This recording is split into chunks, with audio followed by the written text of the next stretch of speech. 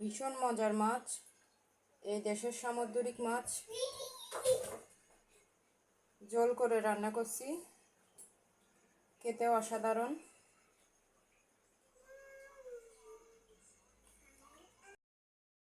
মাছ কাটতেছি, মাছগুলো হচ্ছে এরকম, উপরের স্কিনটা ফেলে দিতে হয়। সামুদ্রিক মাছ আর কখনো খাওয়া হয়নি, ফার্স্ট টাইম রান্না করব, খেলে বুঝতে পারবো কীরকম হয়েছে। এখন একটু কেটে নিই। এই ফিশ এভাবে করে ফিশের স্কিনটা উঠানো হচ্ছে।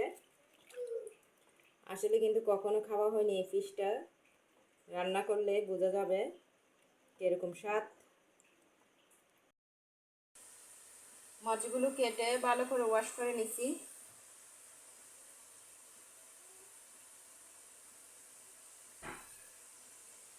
এদিকে মাছ রান্নার জন্য মশলা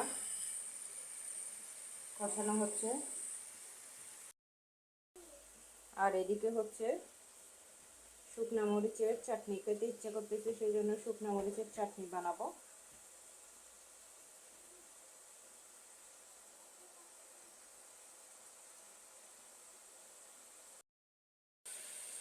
মশলাগুলো কষানোর পর মাছগুলো দিয়ে দিচ্ছি।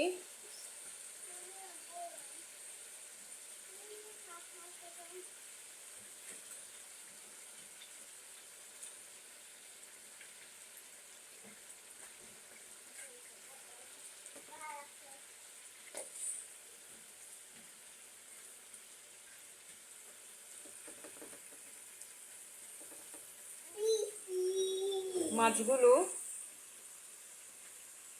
অনেক কাঁটাওয়ালা মাছ, আমাদের দেশে কাঁটাওয়ালা মাছ যেরকম সেরকম মনে হয়, খেলে বোঝা যাবে স্বাদ নাকি।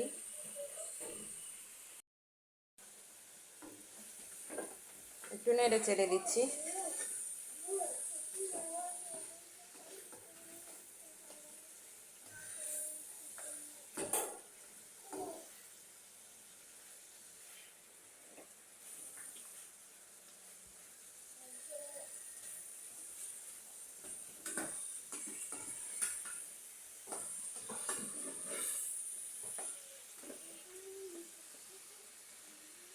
মজা হবে মনে হয়, সুগার বের হচ্ছে মাছের।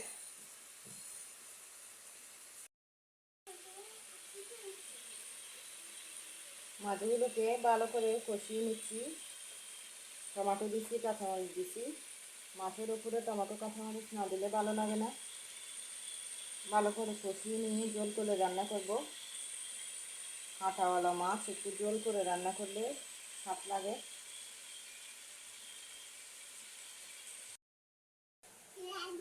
কষানোর পর এবার একটু পানি দিয়ে দিচ্ছি।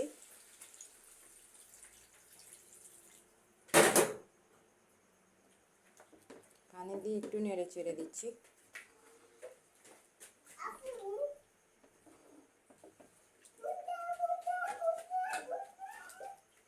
কাঁটা আর কাঁটা মাছগুলো দেখছেন, কাঁটা বের হয়ে গেছে, কাঁটা আর কাঁটা মাছগুলো।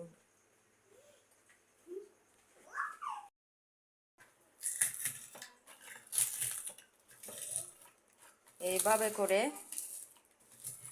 চাটনিগুলো বানাইতে হবে।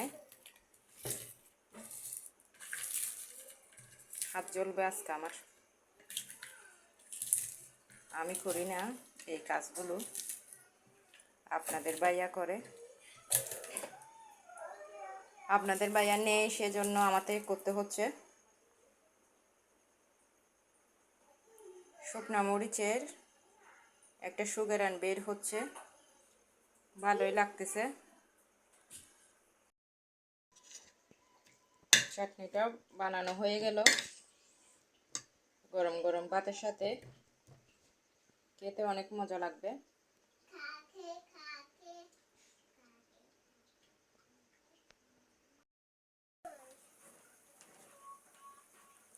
ধনেপাতাটা দিয়ে দিচ্ছি মাছের উপরে। ঝোল করে রান্না করতেছি। কাঁটাওয়ালা মাছ ঝোল করে রান্না করতে হয়।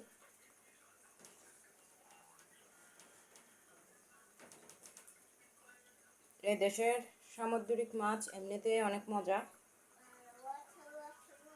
ভীষণই মজা হয়। খেলে বুঝতে পারবো কিরকম স্বাদ।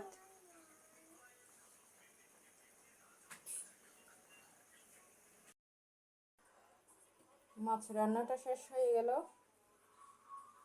অনেক একটা সুগন্ধ বের হচ্ছে, দেখতেও অনেক সুন্দর লাগতেছে। জলি জলি মাছ,